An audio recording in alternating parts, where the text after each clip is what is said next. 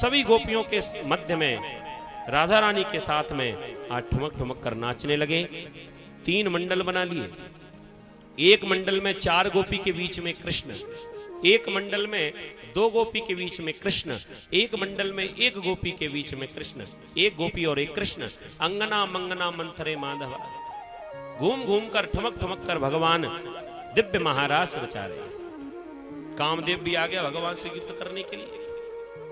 जब भगवान महारास रचा रहे थे, गोपियों के संग में नाच रहे थे, उधर गोपियों को अपनी सुंदरता का अभिमान हो गया। हम बड़ी सुंदर हैं।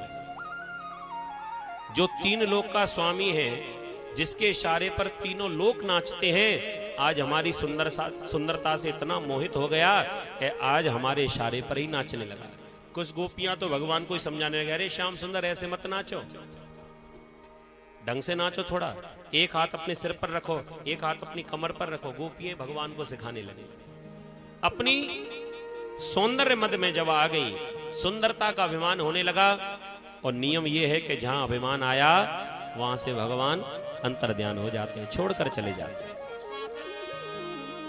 किसी गोपी को पता नहीं चला और नाचते नाचते भगवान बीच में से ही गायब हो गए। एक गोपी को अपने संग में लेकर गए। अब उसका नाम भागवत में आया तो नहीं है, लेकिन आप लोग इतना तो अंदाजा लगा ही सकते हो कि वो गोपी कौन हो सकती है। श्री राधा रानी। बोलिए राधा रानी की।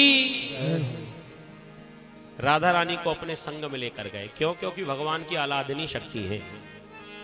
लेकिन एक और बात, वैसे आप लोगों को जानकारी होगी, सभी भक्त हैं, कथाएं सुनते रहते हैं, जानकारी रखते हैं, सत्संगी हैं ज्यादातर। श्रीमद् भागवत में कहीं भी राधा रानी का नाम स्पष्ट रूप से आया ही नहीं है, कहीं भी। अब इसका भी एक कारण है क्यों नहीं आया। क्योंकि ये कथा का जो लेखन व्यास जी ने करवाया गणेश जी के द्वारा। व्यास जी महाराज श्लोक बोलते थे और गणेश जी महाराज लिखते थे। लेखन किया गणेश जी ने, बनाया व्यास जी ने। व्यास जी हैं त्रिकाल दृष्टा।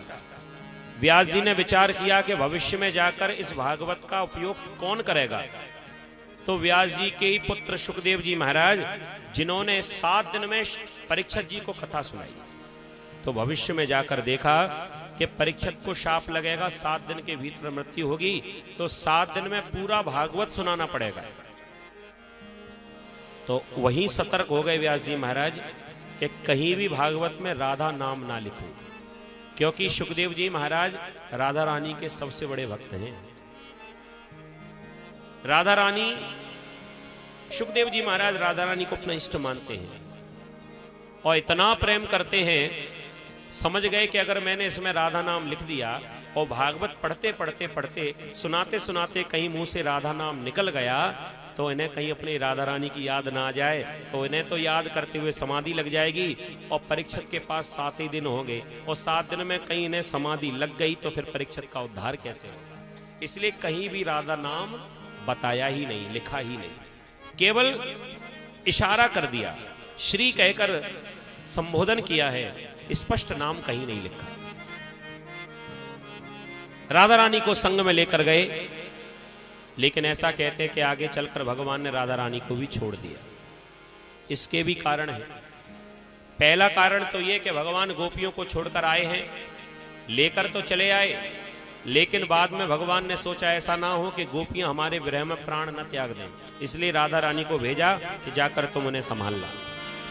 दूसरा कारण ये कि भगवान इस लीला से संसार में सबको ये ज्ञान कराना चाहते हैं,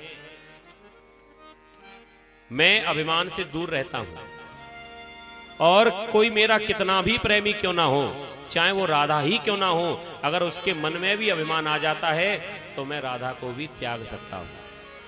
तो गोपियों को तो हुआ सौंदर्य मद, ऐसा कुछ संतों का भाव है कि राधा रानी को सौभाग्य मद हो गए, माने अपने भाग्य पर इतराने लगी कि हम कितने भाग्यशाली हैं कि भगवान ने सभी को छोड़ा लेकिन मुझे अपने साथ रखा।